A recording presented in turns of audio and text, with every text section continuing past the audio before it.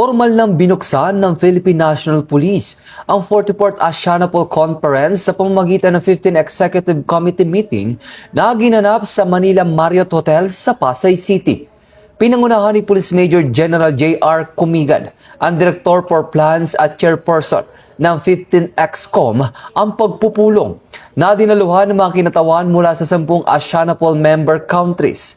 Tinalakay rito ang mga pangunahing isyong may kaugnayan sa pagpapalakas ng regional cooperation laban sa cybercrime, illegal drugs, human trafficking, online child exploitation, at iba pang transnational crimes. Isinagawa ang 44th Asianapol Conference mula July 22 hanggang July 26, 2026 sa temang United in Vision, Securing People and Strengthening Collaboration na layuning palakasin ang ugnayan at pagtutulungan ng mga law enforcement agencies sa ASEAN sa pagtugon sa mga umiiral at umuusbong na banta sa seguridad. Sa pag-host ng komperensya, muling pinagtitibay ng Philippine National Police ang pangako nitong isulong ang mas matibay na pandaigdigang kooperasyon laban sa krimen alinsunod sa PNP-focused agenda at sa adhikaing bagong PNP para sa bagong Pilipinas, serbisyong mabilis, tapat at nararamdaman.